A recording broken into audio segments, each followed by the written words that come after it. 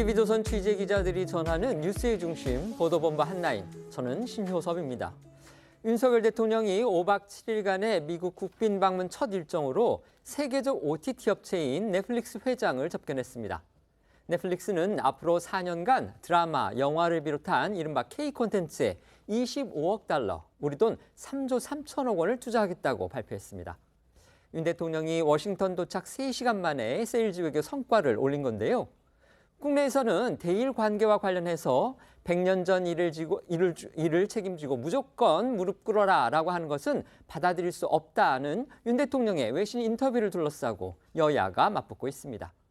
윤 대통령의 방미 첫날 동정과 우리 국민의 극적인 수단 탈출, 좀처럼 진화되지 않고 있는 민주당 돈봉투 사건 속보가 오늘 저희가 준비한 핫한 소식들입니다. 관련 영상 먼저 보겠습니다.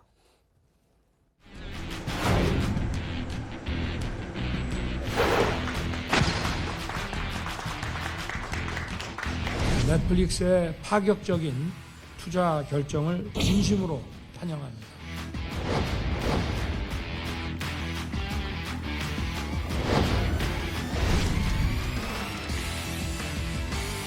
지금의 한미 동맹에서 더 나아가 미래로 전진하는 행동하는 동맹이라는 시기적이고 역사적인 이정표를 만들고자 합니다.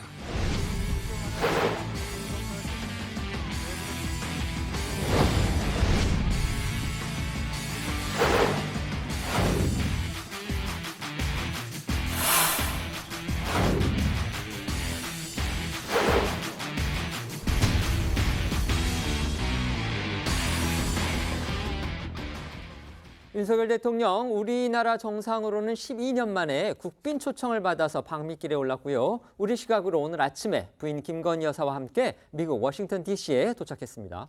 네, 그렇습니다. 윤석열 대통령과 김건희 여사는 어제 오후 5박 7일간의 미국 국빈 방문을 위해 출국했는데요.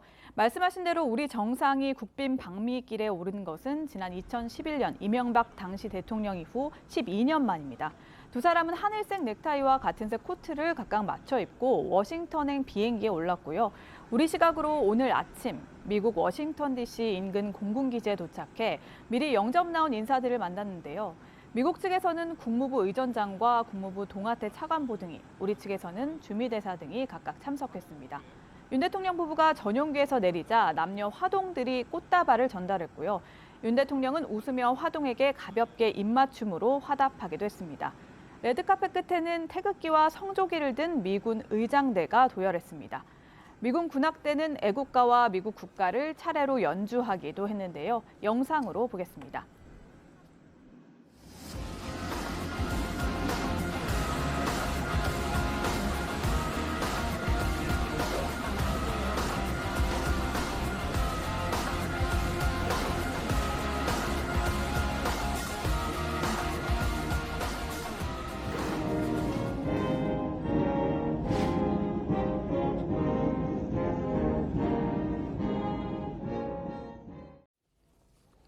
윤 대통령과 김건희 여사는 도착 행사를 끝낸 뒤에 준비된 차량을 타고 영빈관인 블레어 하우스로 이동해서 여장을 풀고 공식 일정에 들어갔습니다.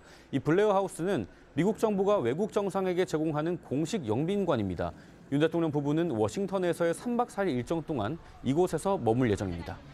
블레어 하우스에서 3박을 하는 거는 이제 흔한 일은 아니라고 합니다. 미국 측의 최고 수준의 예우를 보여주는 한 예라고 합니다. 예, 맞습니다. 이 블레어 하우스는 4층짜리 건물에 100여 개의 방을 갖추고 있는데요. 외국 정상이라도 반드시 묵을 수 있는 공간은 아니고 체류 기간도 이틀이냐 사흘이냐에 따라 의미가 달라지기 때문에 외교가에서는 상당히 관심사라고 합니다.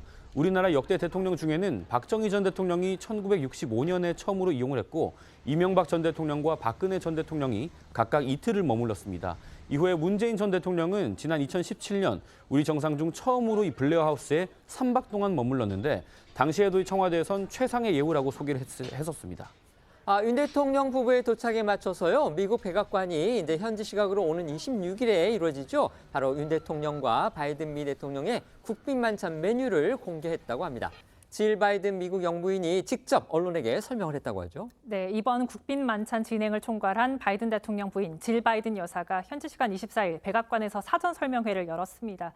질 바이든 여사는 이번 행사를 위해 특별 초청한 한국계 스타 셰프 에드워드 리와 함께 참석해서 미국을 상징하는 크랩 케이크와 또 한국 대표 메뉴인 소갈비찜 등 만찬 메뉴를 직접 선보였습니다. 만찬장 디자인도 한국계 미국인 정리가 운영하는 이벤트 디자인 회사 페트가 맡았는데요.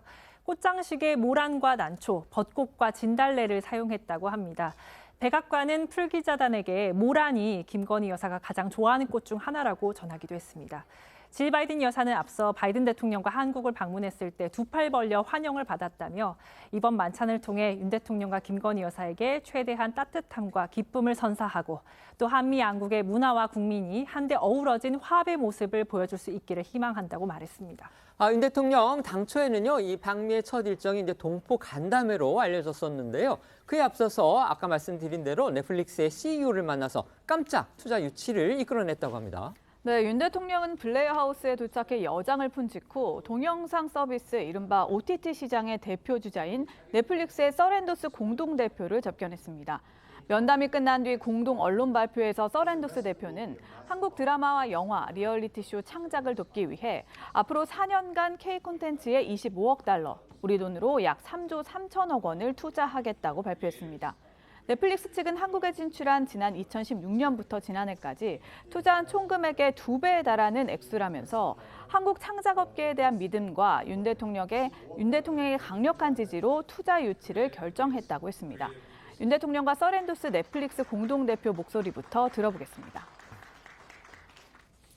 이번 투자는 대한민국 콘텐츠 산업과 창작자 그리고 넷플릭스 모두에게 큰 기회가 될 것입니다. 넷플릭스의 파격적인 투자 결정을 진심으로 환영합니다. We also were inspired by the President's love and strong support for the Korean entertainment industry, fueling the Korean wave we're seeing right now. I'd like to personally thank the President for his kind response letter. 이런 소식은 윤 대통령이 미국 현지에 도착한 지 불과 3시간여 만에 나오면서 그 배경에도 관심이 쏠렸는데요. 윤 대통령과 서렌도스 대표는 윤 대통령 출국 전부터 서한을 주고받으면서 투자와 지원을 미리 약속했던 것으로 알려졌습니다. 대통령실 관계자는 윤 대통령 부부와 넷플릭스 측이 중간에 편지를 주고받으면서 어느 정도 교감이 있었다고 부연 설명했습니다. 대한민국 1호 영업사원을 잘 메운 윤 대통령이죠. 방미 첫 일정부터 이제 세일즈에게 성과를 낸 것으로 그렇게 볼 수가 있겠는데요. 하지만 국내에서는요, 이 야당 의원의 돌출 해프닝으로 또 공방이 벌어졌습니다. 경위를 들어보면 정말 어처구니 없는 일이 벌어진 건데 이 자세한 내막 소개해 주시죠. 네, 민주당은 윤 대통령이 방미길에 오르기 전부터 윤 대통령이 이번 외교에서도 사고를 치는 건 아닌지 걱정된다며 공세 수위를 높인 바가 있습니다. 국민의힘에서는 외교를 폄하하는 게 매국이라면서 국익을 생각하라고 민주당을 비판했습니다. 앞서 나온 여야 목소리부터 들어보겠습니다. 윤 대통령님, 제발 사고치지 말고 아무 일 없이 돌아오길 바랍니다. 차라리 빈손 외교라도 좋으니 대형 폭탄, 대형 폭풍만은 몰고 오지 않기를 진짜 바랍니다. 외교는 애국입니다. 외교 폄하는 내국입니다. 외교에는 여야가 없어야 합니다. 민주당도 국익을 생각하는 공당이라면 더 이상의 외교 폄하는 자제해야 할 것입니다. 네, 하지만 윤 대통령이 넷플릭스 측으로부터 3조 3천억 원 상당의 투자 유치를 이끌어냈다는 소식이 들린 뒤에 민주당에서 오히려 이를 공격하는 주장이 나와서 논란이 시작됐습니다. 탈원전 강경파로 유명한 양이원영 의원이 SNS를 통해서 윤 대통령이 넷플릭스에 거액의 투자를 하기로 했다며 지금이 해외에 투자할 때냐고 비판의 글을 올린 겁니다. 그러니까 양이원영 의원, 그러니까 윤 대통령이 넷플릭스 측으로부터 이제 투자를 끌어냈는데 그게 아니고 우리가 투자를 하겠다고 말한 것으로 그렇게 착각을 한 겁니다. 아무리 착각이었다고 해도 엄연히 가짜뉴스성 주장을 한 겁니다. 네, 맞습니다. 양이원영 의원은 자신이 착각한 것을 깨닫고 관련 글을 삭제했는데요. 이어 자신이 거꾸로 오해를 했다고 다시 글을 올렸습니다. 그러면서도 양이원영 의원은 윤 대통령이 이미 결정된 투자건으로 넷플릭스와 사진 찍으러 간 것 아니냐며 뒤끝을 보였습니다. 물론 양이원영 의원 글에 윤 대통령이나 국민을 향한 사과의 문구는 없었습니다. 그러자 국민의힘에서는 양이원영 의원을 비판하는 목소리가 쏟아졌는데요. 장해찬 청년 최고위원은 국익보다 정쟁이 우선인 민주당의 속내가 양이원영 의원을 통해서 드러났다고 날을 세웠습니다. 국회의원의 무게감을 생각할 때 그를 삭제하는 것으로 끝날 문제가 아니라면서 사과해야 한다고 촉구했습니다.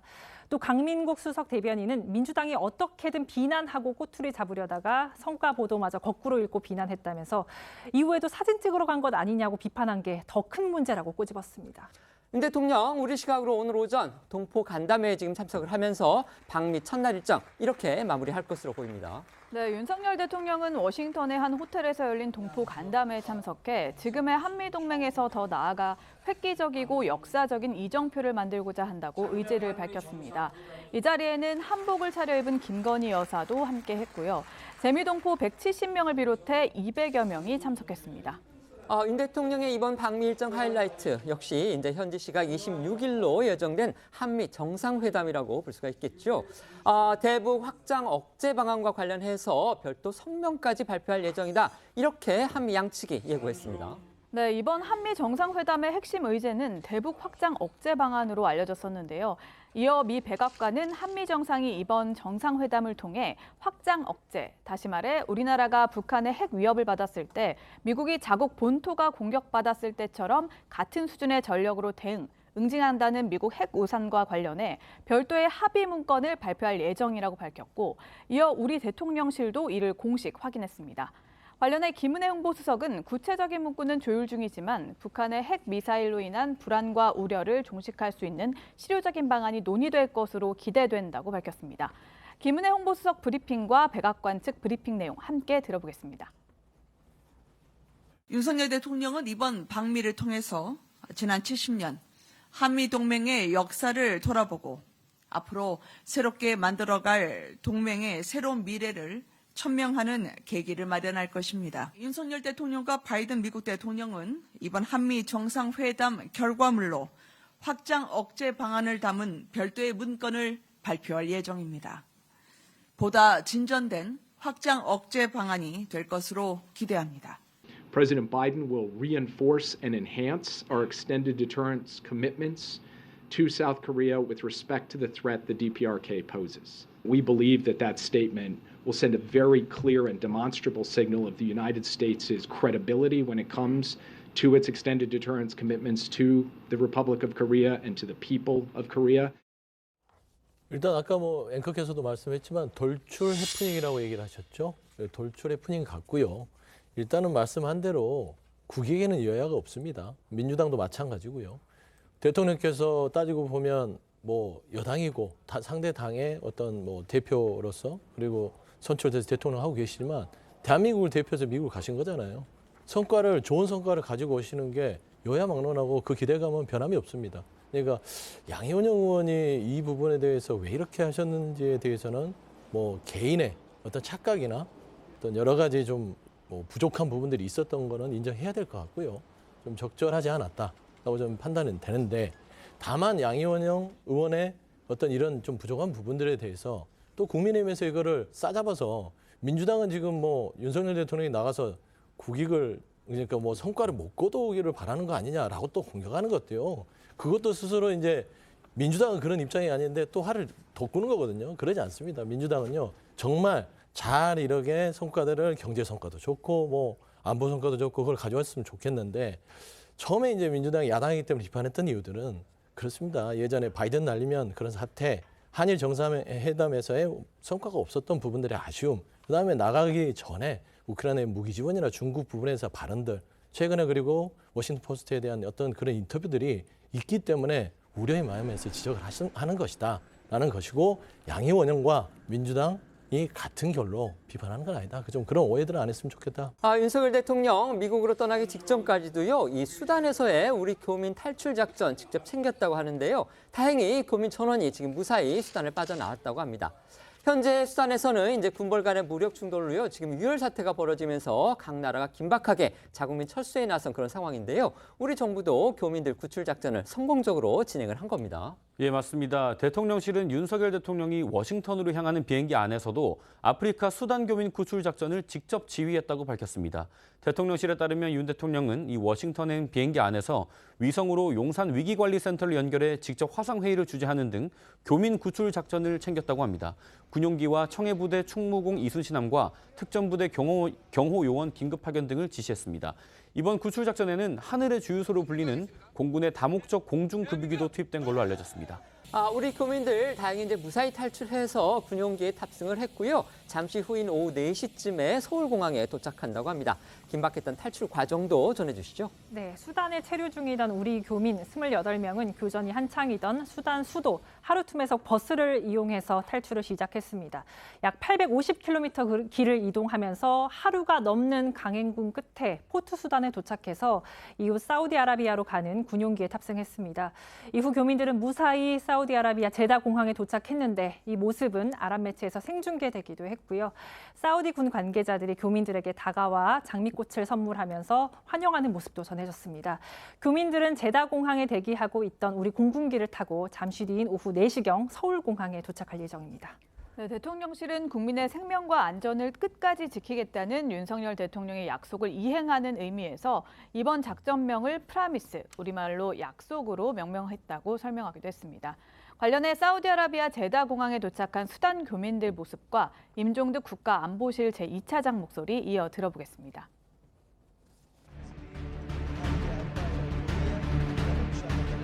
작전명 프라미스를 성공적으로 수행하여 아무런 피해 없이 철수를 희망하는 우리 국민 28명 전원이 안전하게 위험지역을 벗어나게 되었습니다. 정부는 수단에서 철수한 우리 국민들이 한국으로 안전하게 귀환하는 순간까지 긴장의 끈을 놓지 않겠습니다.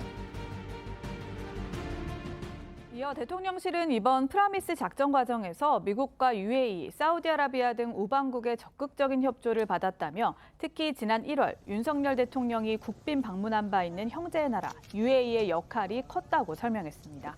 그런데요, 윤 대통령이 방미에 앞서서 가진 미국 워싱턴 포스트지와의 인터뷰 내용을 놓고서 지금 여야 간의 공방이 아주 뜨겁습니다. 네, 윤 대통령은 방미를 앞두고 워싱턴 포스트와 인터뷰를 통해서 한미 동맹과 우크라이나 지원 문제, 한일 관계 개선 등에 대한 본인의 입장을 밝혔습니다. 이 과정에서 윤 대통령은 한국 안보 불안이 너무 긴급해 일본과의 협력을 미룰 수 없었다며 한일 관계 개선 의지를 재차 강조했습니다. 그러면서 윤 대통령은 유럽은 수차례 전쟁을 하고도 미래를 위해 당사국끼리 협력할 방법을 찾았다며 100년 전의 일 때문에 일본이 무릎을 꿇어야 한다는 것은 받아들일 수 없다고도 말을 했습니다. 이 인터뷰 내용이 논란을 촉발했습니다. 네, 대통령실에서는요, 윤 대통령은 당선인 시절부터 줄곧 한일 관계 개선을 강조해 왔고, 특히 안보 협력이 중요한 상황에서 관계 개선이 되지 않으면 국익에 피해가 간다는 취지에서 나온 말이라고 부연 설명했습니다. 관련해서 앞서 한일 관계 개선 의지를 강조했던 윤 대통령 목소리 준비했습니다.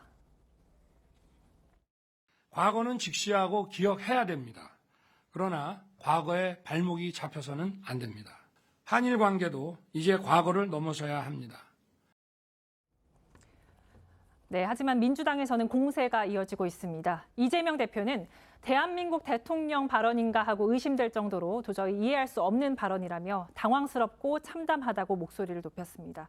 반면 국민의힘 윤재욱 원내대표는 국익 앞에 여야가 없다는 평범한 진리가 실종됐다며 민주당을 비판하고 앞서 김대중 전 대통령도 국가안보가 어려운 상황에서 일본과의 관계 개선을 주장한 바 있었다고 밝혔습니다. 여야 목소리 들어보시죠. 환영합니다. 대한민국 대통령의 발언인가라고 의심이 될 정도로 도저히 이해할 수 없는 발언입니다. 참으로 당황스럽고 참담합니다.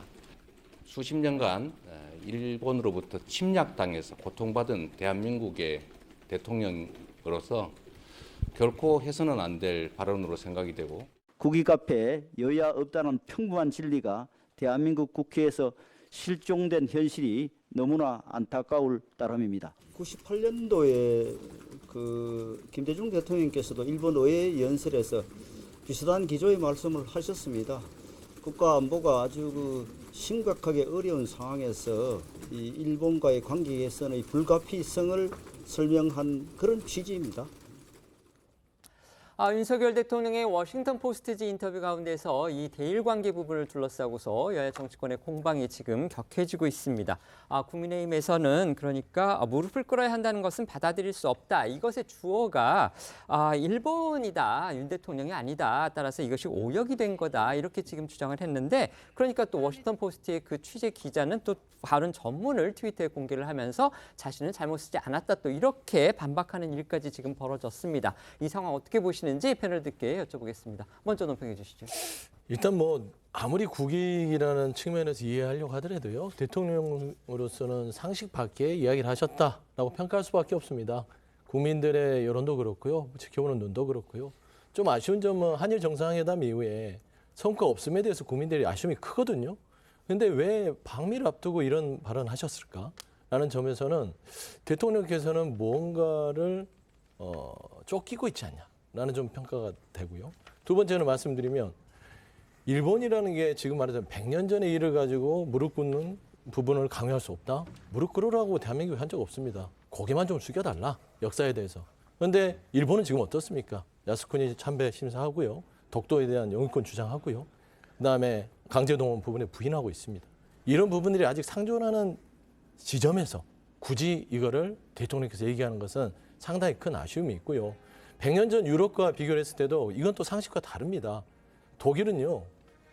무릎을 꿇고 그 무릎 꿇는 길을 통해서 유럽의 어떤 유럽연합에 있어서의 어떤 연합의 화합의 길을 열었다면 일본은요. 지금 반성하지 않습니다. 미국과 중국에는 사과하지만 대한민국이 하지 않습니다. 그 부분은 정말로 아직은 우리가 넘어서는 아니면 용인해서는 안 되는 선이기 때문에 그 부분에 대해서는 대통령실이나 대통령께서는 조금 더 심각하고 좀 신중한 입장에서 말씀하셔야 되지 않았겠냐라는 측면을 좀 가지고 있다 말씀드립니다. 네, 이제 오역이라는 입장은 국민의 입장이고 대통령실의 입장은 아닌 걸로 확인을 했습니다. 그러니까 결국 대통령실 입장에서는 실제로 지금 한일 관계를 개선해야 된다는 강력한 의지를 표명했다 이렇게 볼 수가 있을 것 같은데 사실 이 말 자체가 우리 국민들한테 다가가는 그 어떤 정서적인 면에서는 잘 안 맞는다는 것을 오히려 대통령실이 가장 잘 알고 있을 거라고 생각합니다. 그럼에도 불구하고 지금 어떤 북중러를 위시한 한반도의 위협 상황이 일반적인 상황은 아니다. 북한이 ICBM에 계속 고체 연료를 실어가지고 위협을 탐지를 어렵게 만들고 한반도 핵 위험이 계속 강화되고 있는 상황에서 우리가 100년의 일에 머물러서 한반도를 위기에 만드는 것은 적절하지 않다라는 정무적 판단이 있었던 것이고요. 이것이 당연히 지지율이라든지 아니면 대통령실 바라보는 국민들의 정서에 잘 안 맞는다는 걸 너무나 잘 알고 있지만 그럼에도 불구하고 한반도에 닥친 위험은 우리가 벗어나야 된다. 과거의 위협이 아니라 현존하는 북중러의 위협을 막아야 된다라는 정면 돌파를 시사하는 것으로 보입니다. 지금부터는 송영길 전 대표의 귀국을 계기로 해서 이 변곡점을 맞은 민주당 돈봉투국 관련 소식들 살펴보겠습니다. 먼저 어제 오후에 귀국 직후 송 전 대표의 발언부터 들어보시죠.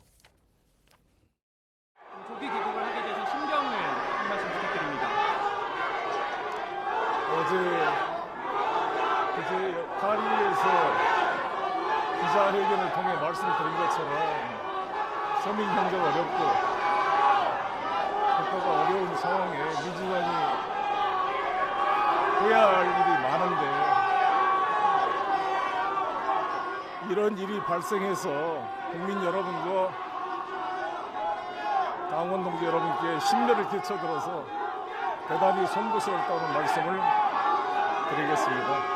저 송영길은 어떤 일이 당하더라도 절대 회피하지 않고 도망가지 않습니다. 그래서 제가 이 귀국한 이유도 마치 제가 뭘 도피해서 파리에 있는 것처럼 오해하시는 분들이 있어서 제가 파리 기자회견에서 설명드린 것처럼 제 출국할 때 아무런 문제가 없어서 학교와 공식 계약을 통해 갔던 거고 또 저한테 그런 식으로 저를 오해하시는 분들이 있을까 봐 오늘 귀국하게 되었다는 말씀을 드리겠습니다. 어떤 일이 있어도 회피하거나 도망가지 않겠다. 조기 귀국의 이유도 도피를 위해서 파리에 머무는 것으로 오해하는 분들이 있어서 그렇게 한 것이다. 송 전 대표 인천공항에 내리자마자 국민 앞에서 이렇게 말했습니다. 네, 돈봉투 의혹의 핵심 당사자인 송 전 대표가 인천공항에 모습을 드러낸 건 어제 오후 3시 40분쯤이었습니다. 당초 송 전 대표가 탄 비행기는 3시 5분 착륙이 예정이 됐었는데요. 연착이 거듭되면서 3시 반이 다 돼서야 착륙했고요.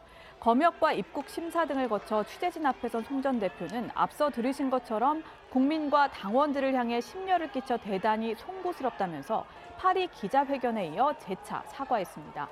하지만 전당대회 돈봉투 의혹에 대해서는 모르는 일이라는 입장을 되풀이했고요.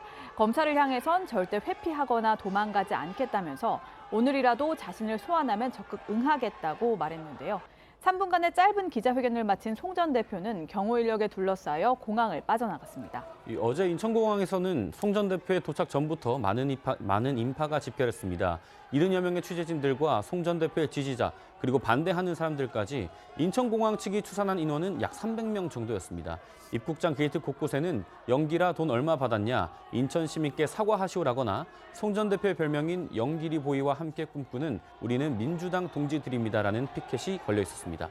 특히 송 전 대표가 모습을 보인 순간엔 지지자들과 반대하는 이들의 고성이 오가기도 했습니다. 300명 정도가 공항에 이제 모였다고 하는데요. 그런데요, 막상 민주당 현역 의원 중에 마중을 나온 사람 딱 한 명밖에 없었다고 합니다. 네, 민주당 현역 의원 중에는 이재명 대표 핵심 측근 그룹인 7인의 멤버이자 송 전 대표 시절 사무총장을 지낸 김영진 의원만 모습을 보였습니다.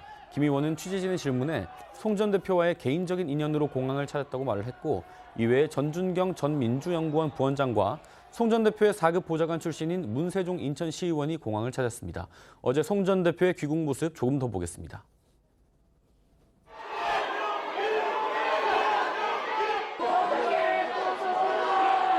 검찰 수사 야당 탄압으로 보시나요?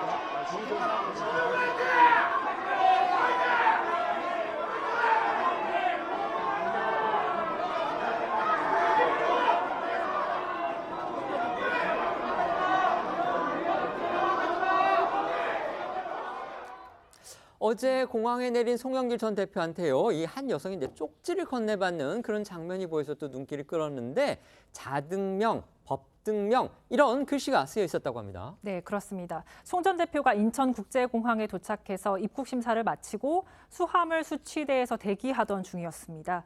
한 여성이 자신이 프린트해온 메시지를 송 전 대표에게 전하고 싶다고 했고, 송 전 대표는 뜻만 설명해달라고 말하다가 여성이 건넨 그 A4 용지 크기의 쪽지를 받아 들었습니다. 말씀하신 것처럼 쪽지에는 자등명, 법등명이란 글씨가 크게 적혀 있었는데요. 자등명, 법등명은 불교 설법 중 하나로 스스로를 등불로 삼고 남을 의지처로 하지 말 것이며 법을 등불로 여기고 의지하라는 뜻을 담고 있습니다. 쪽지를 건넨 여성은 송 전 대표에게 진리를 가슴에 품고 자신의 길을 가라는 부처님의 마지막 말씀이라고 설명했습니다. 이렇게 돈봉투 의혹의 이제 핵심 당사자인 송영길 전 대표가 결국 귀국을 했고요. 검찰 수사 피하지 않겠다 이런 입장도 밝혔습니다. 하지만 이 돈봉투 의혹 자체에 대해서는 계속해서 나는 몰랐던 일이다 이런 입장을 지금 되풀이하고 있는 그런 상황입니다. 네, 송 전 대표는 파리 기자회견에서와 같이 어제도 돈봉투 의혹에 대해서는 알지 못했다는 입장을 밝혔습니다. 이번 의혹이 자신으로 인해 발생한 일이며 책임 있게 문제 해결에 앞장서겠다면서도 모르는 사안들이 많다며 상황 파악부터 해보겠다고 말한 건데요. 어제 송 전 대표의 이야기, 지난 20일 파리 기자회견 때의 발언과 함께 들어보시겠습니다. 돈봉투 의혹 관련해서는 전혀 몰랐다는 그 예전 발언을 계속 유지하신 걸까요? 네, 그렇습니다. 이 문제는 돌아가서 하나하나 점검하겠습니다. 예, 그렇습니다 하신 거는 여전히 잘 모르는 사안이라고 하시는 거예요. 그때 3명의 후보님이 나왔는데 3명의 후보가 30분 단위로 정신없이 뛰어다닐 때였습니다. 후보가 그런 캠프의 일을 일일이 챙기기가 어려웠던 사정을 말씀드립니다. 문관석 의원님이라든가 뭐 이제 이정만 의원님으로부터 관련해서 뭐 보고 받으신 기억 전혀 없으실까요? 네, 그렇습니다. 돈봉투 의혹에 대해서 모르겠다는 입장 그대로 변함 없으신가요? 파리 기자회견에서 말씀드린 것처럼 이제 도착했으니까 상황을 좀 파악하겠습니다. 제가 모르는 사람들이 많기 때문에, 그리고 모든 책임을 제가 지겠다고 말씀드린 것처럼 저로 인해서 발생한 일이기 때문에 제가 책임 있게 문제를 해결하는 데 앞장서겠습니다. 하지만 아시는 것처럼 공개된 녹취록에는 몰랐다는 송 전 대표의 말과는 달리 송 전 대표가 강래구 한국감사협회장 등으로부터 금품 살포 과정을 보고받거나 관여한 것으로 의심되는 정황들이 담겨 있습니다. 특히 송 전 대표가 직접적으로 언급되는 통화 또한 여러 건인데요. 그간 공개된 녹취 파일 내용도 다시 들어보시죠. 내가 그 얘기도 했어. 성만이 형이 좀 연결해줘서 그거 좀 나눠줬다. 그렇게 얘기는 했어 내가. 누구한테? 연길이 형한테. 내가 조금 그 성만이 형이 준비해준 걸 가지고 인사를 했습니다. 내가 그때 잘했네, 잘했어 막 그러더라고. 그냥 이제 뭐 더 안 해도 되는 건가? 아니 연길이 형한테 이제 좀 물어보고 아직도 20일 정도가 남아 있는 거 아니에요. 그러니까 뭐 막판에 스피치 낼 때 한 번씩 더 해갖고 연기령이 그 뭐 어디서 이제 구했는지 그런 건 모르겠지만 내용은 모르고 많이 처리를 많이 했더라고. 국민의힘에선 돈봉투 의혹을 몰랐다고 주장하는 송 전 대표를 겨냥한 비판이 쏟아지고 있습니다. 송 전 대표의 자진 탈당이 위장쇼이자 할리우드 액션에 불과하다는 지적입니다. 이양수 원내 수석 부대표는 오늘 오전 회의를 통해서 야당의 전당대회 돈봉투 파문 상황을 보면 법의 존엄성은 온데간데 없고 나몰라라 책임 회피와 탈당 위장쇼만 난무하는 것 같아 너무나 안타깝다고 말을 했습니다. 유상범 수석 대변인은 한 라디오에 출연해서 송 전 대표 본인이 다시 복귀한다고 말했다며 정치적 할리우드 액션을 한 것이라고 비판을 했습니다. 두 사람의 이야기 들어보시죠. 법의 존엄성은 온데간데 없고 나몰라라 책임 회피와 탈당 위장쇼만 난무하는 것 같아서 너무나 안타깝습니다. 본인이 임시 탈당이라고 말씀하시잖아요. 위장 탈당은 아닌데 임시 탈당. 본인이 그리고 내가 다 소명을 한 후에 난 다시 복귀한다 이렇게 말씀을 하셨는데 현실적으로 워낙 그 당내에 그 문제에 대해서 탈당의 형식으로라도 빨리 국민적 여론을 잠재우라는 요구가 워낙 강하다 보니까 아마 본인이 그렇게 선택을 하신 것 같습니다. 저는 국민들의 비판 여론을 의식해서 같이 지금 정치적 헐리우드 액션을 한 거다. 저는 이렇게 봅니다. 헐리우드 액션이다. 민주당은 송영길 전 대표 귀국에 대해서 어떤 반응을 보이고 있나요? 네, 민주당 일각에서는 송 전 대표의 귀국이 반전의 계기가 되길 기대하는 모습도 보입니다. 어제 한 라디오에 출연한 강훈식 의원은 송 전 대표가 본인의 입장에서 진실규명을 위해 할 수 있는 건 다 하겠다고 밝힌 것이라며 향후 반전의 계기가 되지 않을까 기대하고 있다고 말했습니다. 그러면서 안에 골문대가 있다면 과감하게 도려내야 한다고도 덧붙였는데요. 어제 강 의원의 이야기도 들어보시죠. 송 전 대표가 본인이 입장에서 진실규명을 위해서 할 수 있는 건 다 하겠다라고 밝힌 거라고 보고 저는 그런 면에서는 좀 향후에 좀 어떤 반전의 계기가 되지 않을까 이런 기대도 하고 있습니다. 만약에 검찰을 의사라고 저희가 생각하면 우리 당에 든 병을 의심하는 단계 아닙니까? 그럼 안에 골문대가 있고 드러난다면 과감하게 도려내야 될 겁니다. 또 한편으로는 만약에 이게 오진이라면 또 오진이라면은 생사를 잘라내는 것이 실제로 맞는 것이냐에 대한 고민이 있기 때문에 다만 저희로서는 이 제기된 의혹 그리고 국민들에 대한 불만들을 가지고 장기적으로는 결과적으로 우리가 이번 핵심의 계기로 만들어야 된다는 큰 틀 속에서 현재 상황들을 좀 대응하고 있다 이렇게 진단하고. 어제 송 전 대표가 귀국 후에 이제 이재명 대표를 만날 것인지 이 부분에도 관심이 쏠렸었는데 결국 이 대표의 만남 없었습니다. 네, 어제 인천공항에 도착한 송 전 대표는 곧바로 자택으로 향한 것으로 전해집니다.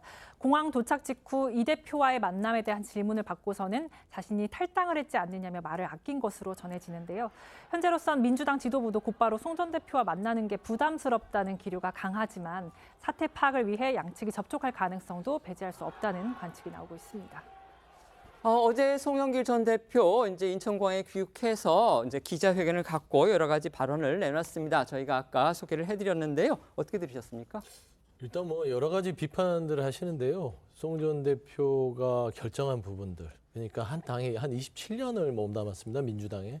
근데 그런 정치인에게 탈당이라는 것은요.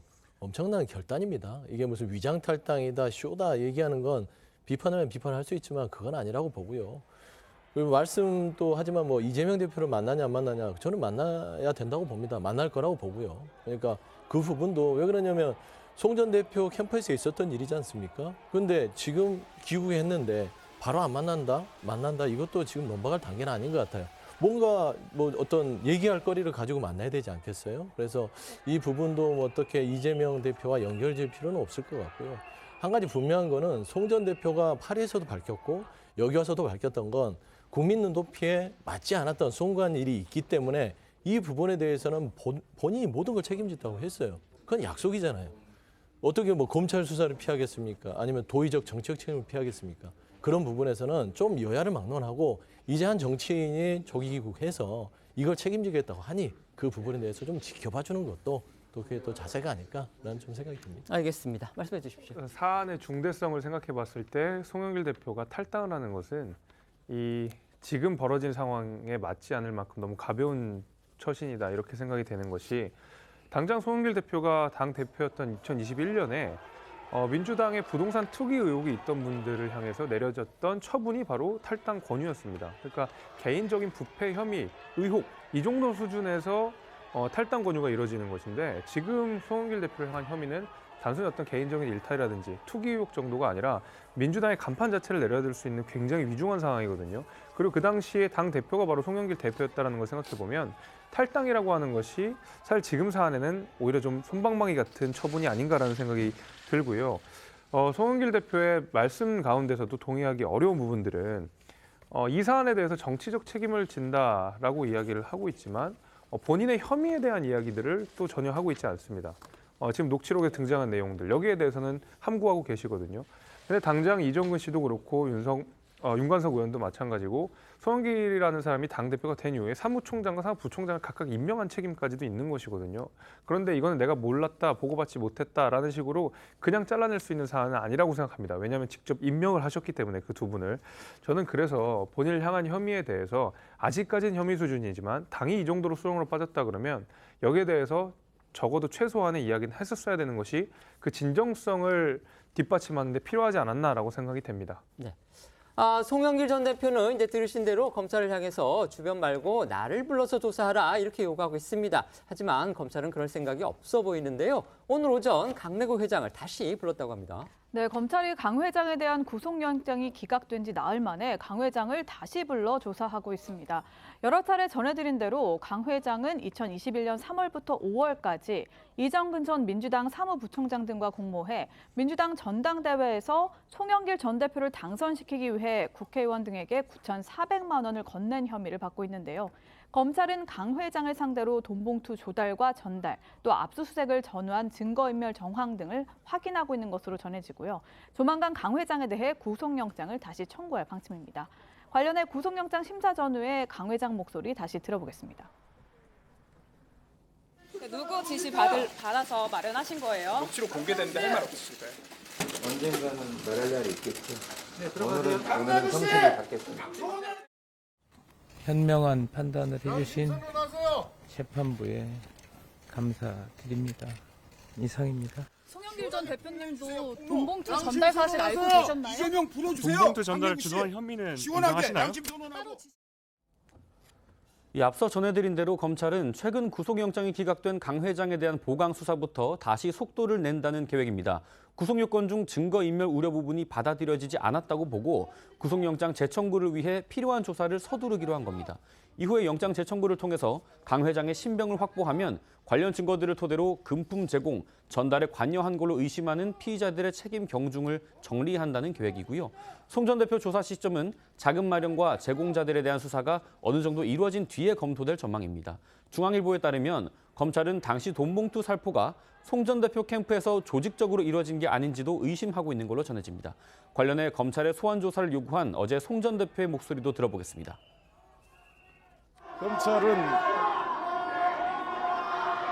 주위 사람들을 불러서 주변을 돌기보다는 오늘이라도 저를 소환하면 적극 응하겠다는 말씀을 드리겠습니다.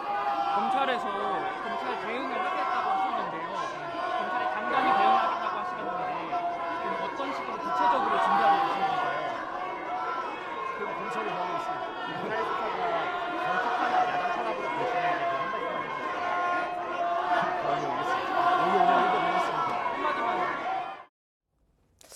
송 전 대표 이제 한국에 돌아왔기 때문에 앞으로 어떻게 움직일지 관심이 또 모아지고 있는데 당분간은 대외 활동은 자제하면서 또 그렇게 지낼 것 같습니다. 네, 송파구에 있는 가족의 집에 머무는 송 전 대표는 옛 캠프 관계자들과 연락을 주고받으며 일단 상황 파악에 나서는 것으로 보이고 있습니다. 송 대표 측 관계자는 연합뉴스와 통화에서 송 전 대표가 집에 머물면서 차근차근 상황을 알아보고 차분하게 생각도 해보겠다고 주변에 밝힌 것으로 안다고 전했습니다. 검찰 소환 조사에 당당하게 임하겠다는 뜻을 밝힌 만큼 법률적 대응도 준비할 것으로 보입니다. 관련해서 오늘 여야에서 나온 이야기들 준비했습니다. 그 송영길 검찰 출두하겠다고 하는데 검찰에서 오히려 시간 조정을 해요. 왜? 오랫동안 울고 먹어야 되니까. 라고 보여요. 제가 보기에는. 바로 그 소환해갖고 조사를 하지 왜 이렇게 시간 끌기를 하고 있지? 오히려 검찰이 시간 끌게 하는 듯한 모습이 보여요. 이 검찰 수사가 뭐 아닌 말로 곰탕도 아니고 우려먹을 걸 가지고 우려먹어야지. 이걸 가지고 시간 끌면 뭐합니까? 이 사건의 종착역은 송영길 당시 민주당 전당대회 후보로 최종 기결될 수밖에 없으니까 거기까지 가는 과정에는 철저한 수사가 이루어져야만이 당사자에게 이게 제대로 된 조사가 될 수 있는 것인데 그 모든 과정을 생략해버리고 송영길 대표 프랑스에서 귀국했다고 해서 바로 검찰에 가서 불러서 조사하고 수사한다? 그게 어떻게 준비가 될 수 있어요?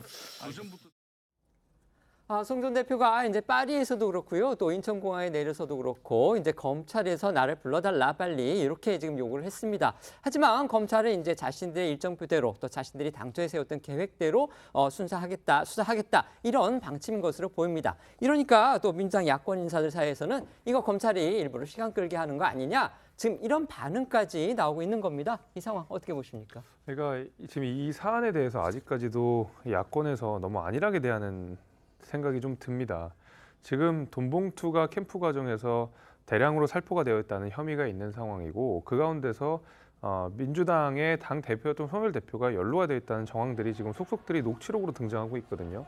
여기가 검찰이 녹취록을 조장하거나 아니면은 뭐 없는 녹취록을 만들어서 하는 것이 아니지 않습니까? 있는 녹취록을 바탕으로 수사를 하는 것이고 송영길 대표가 주장한 대로 만약에 나부터 소환하라 하려면 피의자로 입건이 돼야 되는데 아직 피의자는 입건이 안 된 상황입니다. 그 송영길 대표가 모르지 않을 겁니다. 결국 정치적인 메시지를 통해서 나부터 좀 잡아가라라는 정치적인 메시지를 통해서 지금 검찰 수사 자체가 정치적이다라는 메시지를 주고 싶었던 것은 이해를 하겠습니다마는 검찰이 어떻게 정치인의 스케줄에 맞춰서 정치인의 주장에 맞춰서 수사 날짜들을 바꾸겠습니까? 저는 무리한 정책 주장이라고 생각하고요. 민주당은 여기에 대해서 좀 겸허하게 털 것은 털고 검찰 수사에 협조할 건 협조하면서 이거 단순히 정치 탄압이다, 야당 탄압이다라는 프레임을 좀 벗어나서 객관적으로 좀 볼 필요가 있다 이렇게 생각합니다. 네, 말씀해 주십시오. 민주당은 정치 탄압, 야당 탄압이라고 주장한 적은 한 번도 없습니다. 그러니까 이거는 국민들한테 고개를 숙여서 사과를 했고요. 납작 엎드려서 이 부분에 대해서 의혹을 분명히 밝혀야 된다는 것이 민주당의 입장입니다. 말씀드리면 시간 끌기 부분은 얘기를 할 수 있지요. 왜 그러냐면 송 전 대표도 얘기했듯이 즉각 불러서 나를 소환해 달라는 것은 이거를 빨리 검찰에서 신속하고 명확하게 수사를 해서 민주당 자체도 이거를 엄중하게 받아들이고 내부적으로 계산할 건 계산하면서 뭔가를 앞으로 나가야 되는데 이걸 계속해서 녹취록이 살라미처럼 나와서 계속 보도가 된다면 과연 당이 정상화되는데 시간이 오래 걸리지 않겠냐 그런 주장을 하는 것이죠. 요청이지 강요도 아니고요. 봤더니 이제 검찰에서 송영길 전 대표에 대해서 곧바로 말하자면 출국 금지를 시키고 피의자로 전환을 했다고 합니다. 그렇습니다. 이거를 이미 변호사 출신인 송 전 대표가 몰랐겠습니까? 이렇게 될 것이고 검찰은 말씀한 대로 민주당은 야당 탄압, 정치 탄압 주장하지 않으니 말씀 요청한 대로 신속하고 명확하게 빠르게 이 진상규명에 좀 박차를 해줬으면 좋겠다라는 입장을 말씀드립니다. 네. 송영길 전 대표가 이제 자진 탈당 선언했고요. 또 귀국까지 하면서 그렇다면 이제 돈봉투를 압수수색을 받은 두 현역 의원이죠. 하지만 아직까지 민주당에서 전혀 거취문제를 거론하지 않고 있는 윤관석, 이성만 의원 이 두 사람은 어떻게 하느냐. 여기에 지금 또 관심이 쏠리고 있습니다. 네, 검찰은 두 의원에 대해 출국 금지 조치를 내린 상태죠. 당 일각에선 두 사람이 피의자로 명시된 데다가 또 검찰 소환 조사를 앞둔 만큼 자진 탈당해야 한다는 목소리가 나오고 있습니다. 송영길 전 대표가 탈당한 만큼 이 관여된 현역 의원들도 빨리 거취를 정해야 이 민주당으로서 또 피해가 확산하는 것을 차단할 수 있다는 판단으로 보입니다. 다만 당 지도부는 두 의원의 처분을 두고 여전히 신중한 분위기인데요. 녹취에 등장한 이 두 의원에 대한 비판적인 목소리를 감안해서 자진 탈당을 유도하는 방향으로 설득에 나설 거란 관측이 나오고 있습니다. 이번 사태로 586 세대의 대표 주자로 꼽혀온 이제 송영길 전 대표의 도덕성에 정말 흠집이 나면서 결국 내년 총선 등을 앞두고서요. 이제 공천 등을 통해서 586 용태론에 힘을 받을 수도 있다. 이런 관측도 또 나온다고 하죠. 네, 민주당 586 의원들은 그동안 민주화 운동 기여 등 도덕적 우월성을 기반으로 국회에 입성했지만 기득권에 취해서 구태 정치인들의 형태를 답습했다는 비판을 받아왔습니다. 특히 민주당 내 586 그룹인 김민석 정책위 의장이 송 전 대표를 무력이 적은 사람이라고 감싸는 등 옹호하는 발언들이 이어지자 당내에서도 기득권이 된 86세대가 도덕적 불감증에 걸렸다는 비판이 나오고 있는 걸로 전해졌습니다. 당장 총선을 앞두고 동일 지역구 3선 연임 제한 등 586 중진 의원 등을 겨냥한 공천 혁신 요구에 불이 붙을 거란 관측도 나옵니다. 이번 사태의 추가 대응책을 놓고서는요, 민주당 내에 지금 불협화음도 계속 커지는 그런 분위기죠. 그렇습니다. 돈봉투 사태 원인으로 지목받는 대의원 제도를 개편해야 한다는 목소리가 커지면서 새로운 논란의 핵으로 떠오르고 있는데요.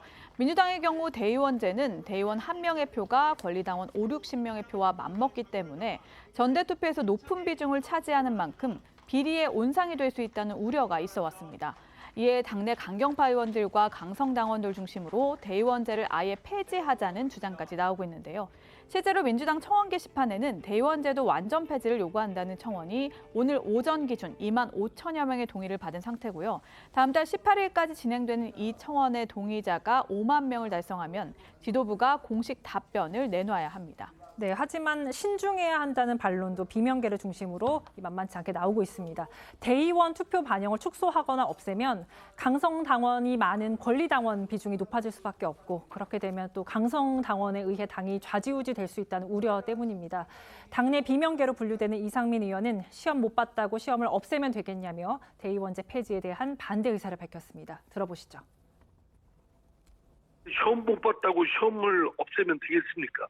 지금 돈봉투 사건의 본질은 당내 선거지만 그 선거와 관련해서 돈봉투를 주고받고 했던 매표 매수 행위를 했다는 그 점에 문제의 본질이 있는 것이고 거기에 대해서 엄중한 책임을 물어야 되는데 애국계 대의원 제도에 대해서 책임을 묻는 것은 책임을 회피하는 것이고 이 사건의 본질을 외면하는 비겁한 태도라고 생각합니다. 예. 그리고 이참에 딴 꿍꿍이 속을 생각하는 거 아닌가라고까지 생각하면 매우 옳지 않은 그 의도가 담겨 있는 것이라고 생각되고요. 강성당원들 또는 뭐 그 당원들의 입김을 더 세게 하기 위한 그런 의도가 아닌가 싶은데요. 그거는 뭐 계속 주장해왔지만 말도 안 됩니다. 송영길 전 대표의 귀국을 이제 기점으로 해서 민주당 측의 대응에 약간의 변화의 조짐 같은 것도 보입니다. 갑자기 이재명 대표를 비롯한 지도부가요, 국민의힘 김현아 전 의원 건을 들어서 지금 정조준하고 나섰습니다. 예, 맞습니다. 뉴스타파가 지난 21일 김연아 전 의원이 불법적으로 정치 자금을 모금하고 지난해 대선과 지방선거에서 선거용 자금으로 쓰거나 자신의 정치적 입지를 다진 데 썼다는 의혹을 제기한 바 있습니다. 여기에 이재명 대표를 비롯해 당 지도부가 연이어 김연아 전 의원 사건을 언급하고 나선 겁니다. 일각에서는 돈봉투 사태 여론을 돌리기 위해서 김 전 의원 사건을 적극적으로 활용하는 전략을 펼치고 있는 게 아니냐는 지적도 나옵니다. 민주당 측 발언 들어보겠습니다. 대표님 만나실 계획 있으신가요? 혹시 윤석열 이성만 의원도 국당 내에서 탈당 조치해야 된다고 생각하시나요? 이번 기자회견 좀 어떻게 보셨나요? 김연아 의원은 어떻게 돼가고 있어요? 몰라요? 고양시에서 공천을 미끼로 돈봉투가 주고 갔다라고 하는 보도가 나오고 있습니다. 경찰이 수사를 했고 조만간 검찰로 보낸다고 하는데 아무래도 이상합니다. 왜 이런 내용이 1년 전부터 있었는데 이 녹취는 언론에 보도가 안 되는 거죠? 왜 이런 돈봉투는 이야기가 안 되고 있었던 거죠? 김 전 의원은 의혹이 제기되자 정치 자금을 불법적으로 모금한 적이 없고 당원들이 자발적으로 거둔 모임의 운영 회비로 이미 경찰에 소명했다고 해명하면서 민주당 돈봉투 사건을 희석하려는 정치적 음모에 의한 악의적인 기사가 아니길 바란다. 추후 법적 조치를 취할 예정이라고 강조했었고요. 민주당 측의 재차 관련 의혹을 언급을 하자 어제 SNS에 글을 올려서 물타기로 저를 고르셨다면 헛다리 짚은 것이라면서 당 대변인이 가짜뉴스 공범자였다고 당대표까지 가짜뉴스를 유포하시면 되겠냐 이렇게 날을 세웠습니다. 그런가 하면 민주당 이원욱 의원은 이재명 대표와 당 지도부가 돈봉투 사태를 김연아 전 의원 의혹으로 맞받아친 것에 대해 정치에 대한 불신이 만들어진 이유 중 하나가 프레임 전쟁이라며 부적절했다고 지적을 했는데요. 들어보시겠습니다. 우리의 잘못을 덮기 위해서 예를 들어가지고 저쪽에 잘못을 들춰내고 이 프레임을 계속 이제 갖다가 붙이는 거죠. 사실 그것이 굉장히 오래된 정치권의 관행입니다. 운동권 출신들은 그나마 좀 도덕적으로 깨끗한 거 아니야? 라고 하는 이런 생각들을 국민들이 하고 있었을 텐데 운동권 출신의 대표 주자가 전당대회 때 돈봉투를 뿌렸다라고 하는 것이 이제 운동권 출신들도 믿을 사람들이 없구나. 저것도 부패했구나. 이것을 어떻게 회복할 것인가라고 하는 거에 대해서 지도부는 판단을 해야 되고요. 아주 단호하고 과감한 조치들이 필요한 시기지. 이거 뭐 어떻게 좀 이게 프레임 전장으로 전환을 해가지고 이걸 해결해 보겠다라고 했을 때는 결코 이 늪에서 헤어나지 못한다고 봅니다. 당초 민주당에서는요, 이번 수사를 두고서 이제 검찰의 국면 전환용 기획 수사다, 이거 야당 탄압이다, 이렇게 반발해왔던 그런 사람들도 있었습니다. 그런데 이를 두고서 한동훈 또 법무부 장관하고도 마찰이 빚어졌죠. 네, 앞서 한 장관은 돈봉투 의혹 수사를 두고 민주당 일각에서 정치 탄압 주장을 하자 말 같지도 않은 소리라고 선을 그은 바 있는데요. 한 장관의 이 발언에 대한 입장을 묻자 이재명 대표는 한동안 말을 잇지 못하는 모습을 보여서 화제가 되기도 했었습니다. 그런데 오늘 오전 정부 서울청사에서 열린 법의 날 기념식에 참석한 한 장관은 재차 민주당의 돈봉투 의혹 수사에 대해 언급하면서 정치 탄압이라는 야당 일각의 주장을 일축했는데요. 돈봉투 의혹 수사와 관련한 지난 발언 그리고 오늘 발언까지 이어서 들어보시죠. 의원 매수하는 걸 수사하는 걸 가지고 정치 탄압이라고 한다면 뭐 승부 조작 수사하면은 그 스포츠 탄압되는 건가요? 말 같지도 않은 소리입니다. 한동훈 장관이 그 야당 검찰 탄압 주장 말 같지도 않은 소리라고 오늘 얘기했는데 혹시 이에 대한 입장이 있으실까요?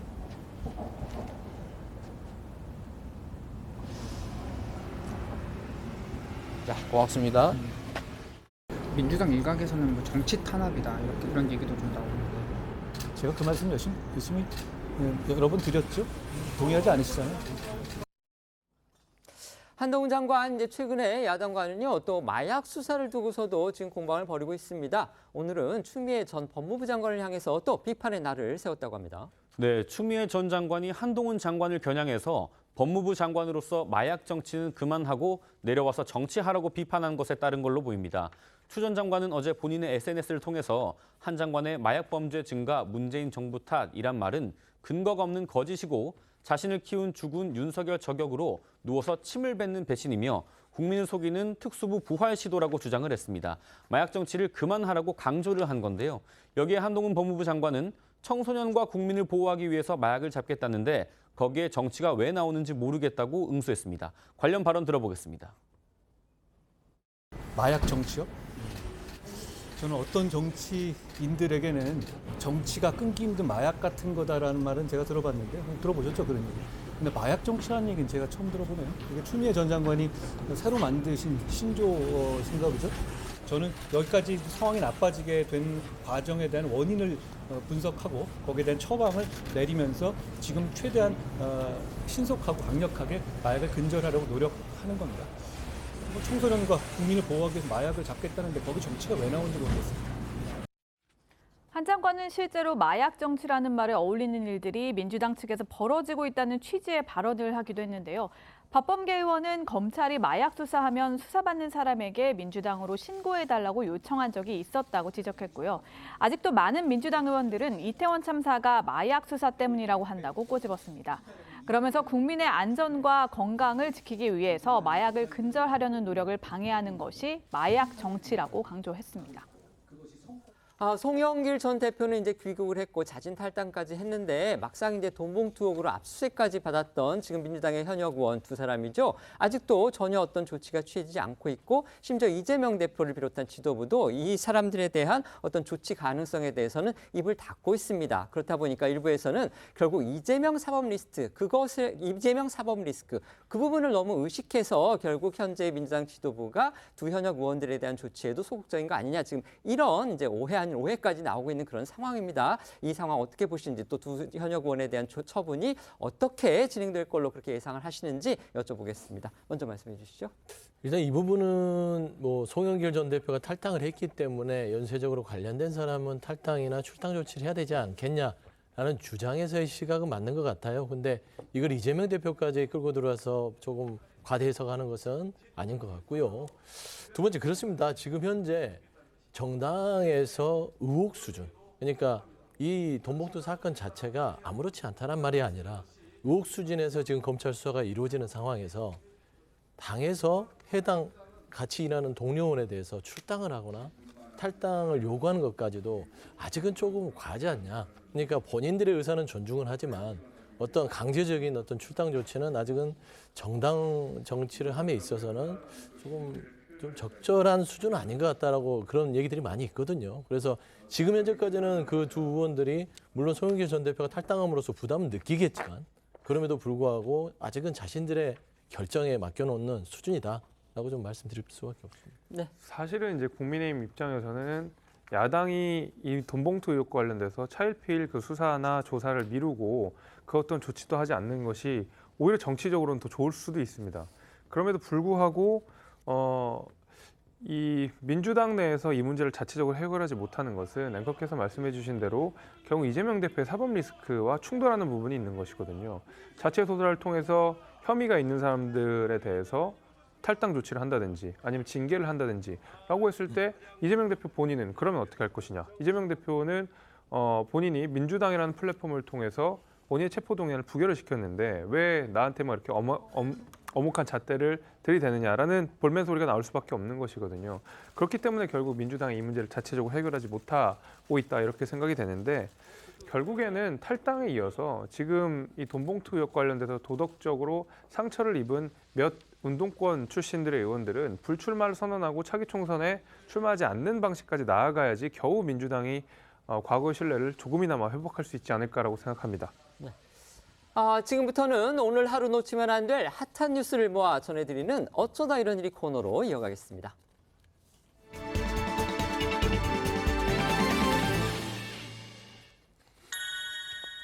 첫 번째 키워드는요, MB의 연극 나들이입니다. 이명박 전 대통령의 소식입니다. 네, 이명박 전 대통령이 내일 연극 파우스트를 관람할 예정이라고 합니다. 지난해 말 사면 복권된 뒤 천안함 희생자 묘역 참배에 이어 두 번째 공개 행보인데요. 연극 파우스트는 MB 정부 당시 문체부 장관을 지낸 배우 유인촌 씨가 주연을 맡은 작품입니다. 이 전 대통령 측 관계자는 연합뉴스와의 통화에서 유 전 장관이 주인공으로 나오는 연극 파우스트를 이 전 대통령이 관람하러 가기로 했다면서 이 전 대통령은 예전에도 유 전 장관이 하는 뮤지컬이나 연극을 자주 관람했다고 말했습니다. 먼저 지난 3월 천안함 묘역을 참배했던 이 전 대통령 모습 보고 오겠습니다. 참배드리겠습니다.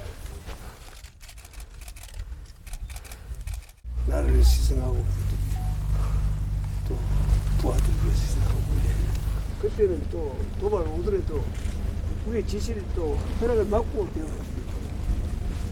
그러니까 좀 대응이 늦어지고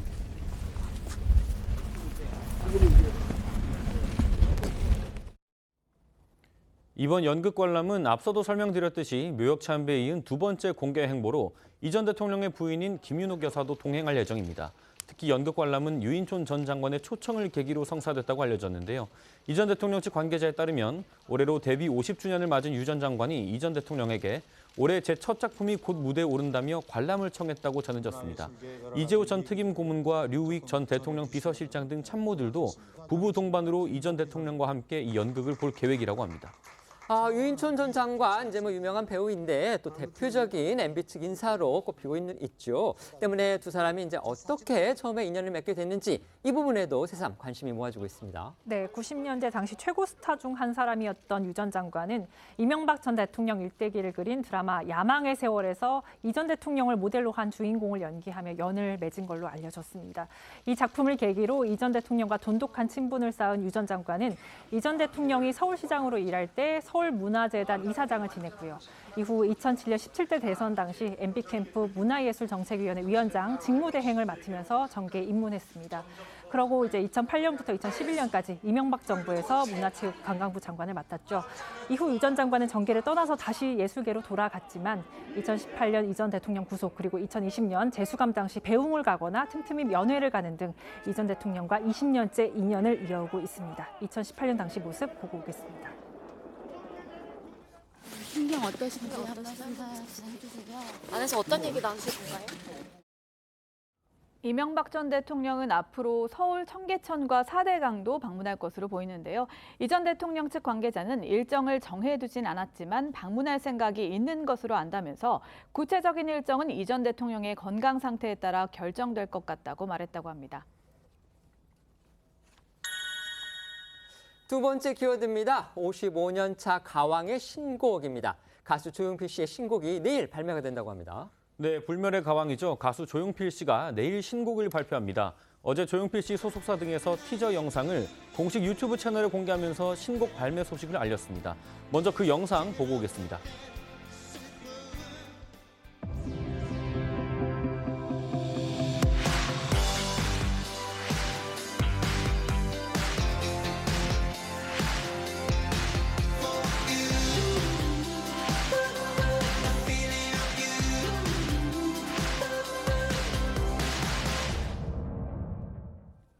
이 영상으로 보고 오셨듯이 한편의 동화 같은 티저 영상에는 조용필 씨 신곡 필링 오브 유의 세련된 멜로디와 발매 일자 등이 담겨서 팬들의 기대를 더했습니다. 특히 조용필의 대표곡인 킬리만자로의 표범과 못 찾겠다 꾀꼬리의 영향을 받아서 한국 전통 민화 자코도에 나오는 호랑이와 까치의 디자인을 활용을 했고, 조용필 씨의 시그니처인 기타와 안경의 영향을 받은 비슷한 생김새의 캐릭터가 등장해서 관심을 더 끌어올렸습니다. 네, 무엇보다 이번 신곡 발매는 지난해 11월 발매한 정규 20집 리드 싱글 로드 투 20 프렐류드 1 이후 5개월 만이라 팬들의 관심을 받고 있습니다.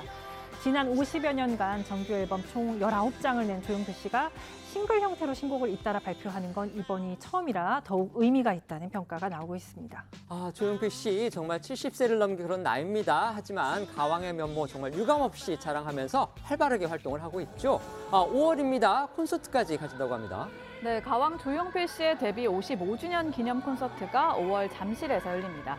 특히 조용필 씨와 인연이 깊은 잠실 종합운동장 올림픽 주경기장에서 데뷔 50주년 콘서트를 가진 이후 5년 만에 단독 콘서트가 열리는 거라서 조용필 씨뿐만 아니라 팬들 역시 감회가 남다를 것으로 보입니다.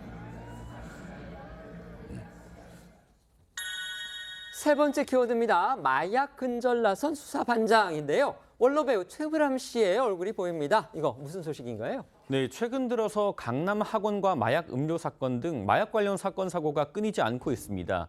여기에 경찰이 마약 중독의 위험성을 알리기 위한 릴레이 캠페인을 시작했다고 합니다. 그 첫 주자가 바로 이 시청자 마음속의 수사반장인 최불암 씨라고 합니다. 경찰청은 내일부터 연말까지 마약 퇴치 운동본부와 관계부처 합동으로 SNS에 노 엑시트 캠페인을 진행한다고 밝혔는데, 마약 근절에 발벗고 나선 수사반장 최불암 씨의 모습 잠시 보고 오겠습니다. 시작하지 마십시오. 마약은 절대 빠져나올 수 없는, 출구 없는 미로와 같습니다. 네, 한국의 콜럼보 수사반장 캐릭터로 사랑을 받아온 최불암 씨는요, 실제로도 경찰입니다. 지난 1972년 처음 명예경찰에 임명된 뒤 50여 년간 다양한 활동을 펼친 공로로 지난 2021년 명예치안감으로 승진한 바가 있습니다. 노 엑시트 캠페인 첫 주자로 나서게 된 최불암 씨는 기성세대 한 사람으로서 우리 사회에 마약이 이렇게까지 확산하는 것을 막지 못했다는 반성과 함께 마약을 반드시 근절해야 한다는 염원을 담아서 캠페인 1호 주자로 나선다고 밝혔습니다. 또 많은 국민이 참여하는 범사회적 운동으로 확산해서 마약의 위험성에 대한 경각심이 환기되는 계기가 되길 바란다고 소감을 전했는데요. 그러면서 다음 캠페인 주자로 윤익은 경찰청장 그리고 김필려 한국마약퇴치운동본부 이사장을 지목했습니다. 이번 마약 근절 캠페인은 누구나 참여할 수 있는데요. 노 엑시트 캠페인 이미지와 함께 인증 사진을 찍어 SNS에 올리면 최불암 씨처럼 다음 주자 2명을 지목하면 됩니다. 과거 아이스버킷 챌린지와 유사한데요. 만약 지목받지 않더라도 자발적으로도 참여할 수 있습니다. 관련해서 경찰청 관계자는 이번 캠페인은 예방이 최선의 검거라는 말처럼 마약 범죄 단속을 넘어 예방하자는 차원이라면서 온 국민이 마약의 심각성과 위험성에 대해 함께 고민해보는 계기가 되길 바란다고 설명했습니다. 노 엑시트 캠페인입니다. 그러니까 마약 근절 캠페인이라고 하는데요. 이게 사회적으로는 정말 의미가 있어 보이는 그런 캠페인이긴 합니다. 그런데 한편으로는 참 씁쓸하기도 합니다. 우리 사회에 마약 문제가 얼마나 심각하면 이런 지금 운동까지 해야 되느냐 이런 생각이 드는데, 아까 저희가 앞서 전해드렸던 대로 지금 마약 수사를 어디서 책임지고 있습니까? 검찰도 하고 있고 경찰도 하고 있는데, 지금 한동훈 법무부 장관하고 야당 사이에서는 도대체 마약 수사권을 갖다가 계속 검찰이 행사해야 하느냐, 검찰의 수사권 조정이 잘 된 것이냐 이 부분을 두고서 지금 계속 정치 공방을 지금 벌이고 있고요. 심지어 거기에 전직 법무부 장관까지 거기에 지금 참전을 하는 그런 양상이 되고 있는 겁니다. 이 상황에 대해서 패널들 어떻게 보시는지 논평 한번 부탁드리겠습니다. 말씀해 주시죠. 이 마약 수사라고 하는 것이 검찰과 경찰 양쪽에서 다 이루어지게 되는데 검찰에서 이루어지는 마약 수사는 유통 단계, 해외에서 수입이 되거나 수출이 되거나 이런 내용들을 좀 큰 단위에서 수사를 한다고 한다 그러면 경찰은 이제 현장 단속을 통해서 불시에 검문을 하거나 아니면 단속 그 현장을 딱 잡아내서 이 범죄자들을 이렇게 잡는 그런 형태로 이제 나눠져 있는데 지금 말씀드린 대로 결국 검찰이나 경찰이 하는 것은 이미 마약이 유통되거나 마약을 한 이후에 사후적으로 잡히게 되는 것입니다. 그렇다 그러면 결국 마약이 얼마나 해롭고 들어가게 되는 경우에 나오지 못한다는 그런 경각심을 불러일으키는 캠페인 자체는 하나가 빠져 있는 것이거든요. 가장 좋은 방식은 미리 마약을 접하기 이전에 캠페인을 통해서 마약 자체에 손을 대지 않게 하는 방식이 가장 좋은 방식인데 그동안 그런 것이 충분히 빠져 있다가 이제 조금씩 경각심을 일으키는 방식으로 국민들이 동참하는 방식으로 이렇게 캠페인이 열어졌다고 하는 것이 지금 일어나고 있는 수사와 그다음에 캠페인까지 같이 이렇게 더불어져서 지금 현재 있는 이 심각한 마약 사태를 조금이라도 완화하는 그 중요한 어떤 분기점이 되지 않을까 저는 그렇게 생각합니다. 여권에 지금 몸담고 계시니까 하나 그냥 네. 짧게 여쭤보겠습니다. 한동훈 장관도 저렇게 마약 수사가 중요하다고 하면 야당 측하고 계속 각을 세울 것이 아니라 야당한테 적극적인 협조를 요청한다든지 이런 자세, 좀 열린 자세 필요하다고 생각하지는 않으세요? 물론 그렇긴 합니다만은 이 범죄라고 하는 것이 어떤 타협이라든지 이런 것보다는 시급성이 훨씬 더 중요한 거라고 보거든요. 일단 한동훈 장관은 대한민국에 벌어지고 있는 이 마약 사태를 굉장히 엄중하게 보고 있는 것이고 타협도 중요하고 법안을 만드는 것도 중요하지만 당장 단속도 해야 되고 처벌도 해야 되는 것이 급선무입니다. 안 그러면 걷잡을 수 없이 커질 수 있기 때문에 저는 그런 면에 있어서 일단 법무부가 할 수 있는 일을 먼저 한다라고 생각이 되고 민주당 역시도 여기에 대해서 같이 손을 내밀어 줘야 되겠죠. 이것은 여야의 문제가 아니라 한동훈 장관을 마약 정치라고 비난할 것이 아니라 정말 사태의 심각성을 안다 그러면 어떻게든 관련 법안들을 통과시켜서 때로는 지금 검찰과 경찰에 나눠져 있는 수사권들을 어느 정도 조정하는 방식으로 적어도 마약 부분에 있어서만이라도 그런 식으로 좀 협조를 해주는 것이 필요하지 이것이 여야의 각을 세워서 할 일은 아니라고 생각합니다. 네, 말씀해 주세요. 아니 민주당이 국민의 건강과 안전을 해치는 마약에 대해서 반대를 하겠습니까? 마약은 악소리 나게 더 악소리 나게 수사를 해야 된다는 거에서 동의합니다. 근데 한동훈 장관은 문제 본질 부분에 있어서 아쉬운 거예요. 법무부 장관이 마약 수사를 강력하게 해서 대한민국의 마약이 발붙이지 못하게 하는 부분에 있어서 그게 본질이잖아요. 그러면 법무부 장관으로서 조용히 그 부분만 성과를 내면 되지만 왜 전 정권이 문재인 정권 탓을 던진 게 정치를 넣어버린 거예요. 한동훈 장관이 마약 수사 부분에 문재인 정권을 넣어버리니까 각을 또 다른 야당에서는 들어오는 거 아니겠습니까? 저는 그런 부분이 좀 아쉽다. 야당한테는 그게 그렇게 큰 문제일까요? 아니 저는 그렇게 생각합니다. 그러니까 그 본질을 흘려버리는 거예요. 네. 흐려버리는 겁니다. 그러니까 굳이 그런 얘기를 안 꺼내도 되는 겁니다. 만에 하나 지난 정권이든 전 정권이든 어떤 부분에 있어서 원인을 분석했을 때 이런 부분이 마약의 수사에 부족한 부분이 있었다 하면은 그런 걸 데이터화해서 발전하면 되는 거 아니겠습니까? 그런데 그거를 야당하고 각을 세우다 보니까 당연히 야당에서는 또 각을 세우는 것이다 라는 점들이 있어서는 한동훈 장관이 아까 말씀했듯이 야권에 손 내밀고 같이 손을 잡고 마약 수사 근절하자고요. 그런데 굳이 이걸 정치적으로 괜히 오해를 받을 만한 발언들을 안 하셨으면 훨씬 더 좋지 않을까 저는 그런 조언을 드립니다. 네, 저희는 1분 뒤에 다시 돌아오겠습니다. 오늘 준비한 소식은 여기까지입니다. 저희는 내일 오후 1시에 더 핫한 소식으로 찾아뵙겠습니다. 시청해 주셔서 고맙습니다.